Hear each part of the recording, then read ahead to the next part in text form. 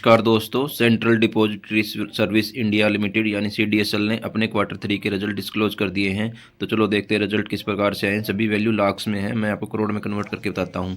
तो सबसे पहले हम टोटल इनकम की बात कर लेते हैं।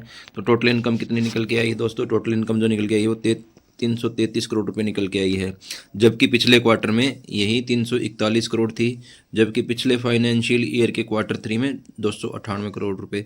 तो ईयर ऑन ईयर बेसिस पे हमें टोटल इनकम में जंप देखने को मिल रहा है, परंतु क्वार्टर ऑन क्वार्टर बेसिस में हमें थोड़ी सी गिरावट देखने को मिल रही है टोटल इनकम में। उसके बाद हम एक्सपेंस की बात कर लेते हैं।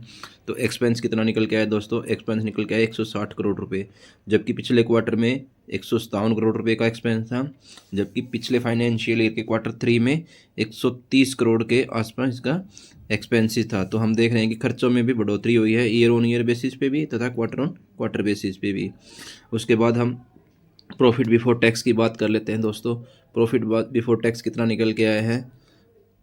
171 करोड़ रुपए का इनका प्रॉफिट बिफोर टैक्स निकल के आया है, जबकि पिछले क्वार्टर में 182 करोड़ रुपए निकल के आया था, तथा पिछले फाइनेंशियल ईयर में 168 पिछले फाइनेंशियल ईयर के क्वार्टर 3 में 168 करोड़ रुपए का निकल के आया था। तो हम देख पा रहे हैं कि ईयर ऑन ईयर बेसिस पे हमें प्रॉफिट बिफोर टैक्स में बढ़ोतरी देखने को मिल रही है, जबकि थोड़ी हल्की सी गिरावट देखने को मिल रही है क्वार्टर ऑन क्वार्टर बेसिस पे भी। उसके बाद हम नेट प्रॉफिट की बात कर लेते हैं। तो नेट प्रॉफिट कितना निकल के आया इनका? 132 करोड़ रुपए का नेट प्रॉफिट निकल के आया इस क्वार्टर में, जबकि पिछले क्वार्टर में 139 करोड़ रुपए का नेट प्रॉफिट था, तथा पिछले फाइनेंशियल ईयर के क्वार्टर 3 में 129 करोड़ रुपए का था।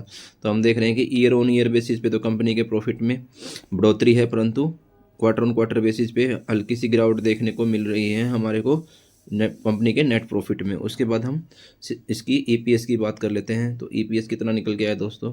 ईपीएस जो निकल के आया इस क्वार्टर के लिए वो 6.38 है, जबकि पिछले क्वार्टर में 6.71 था, तथा पिछले फाइनेंशियल ईयर के क्वार्टर 3 में 6.23 था। तो हम देख रहे हैं कि ईयर ऑन ईयर बेसिस पे ईपीएस में भी बढ़ोतरी है, जबकि क्वार्टर ऑन क्वार्टर बेसिस पे गिरावट देखने को मिल रही है कंपनी के ईपीएस में।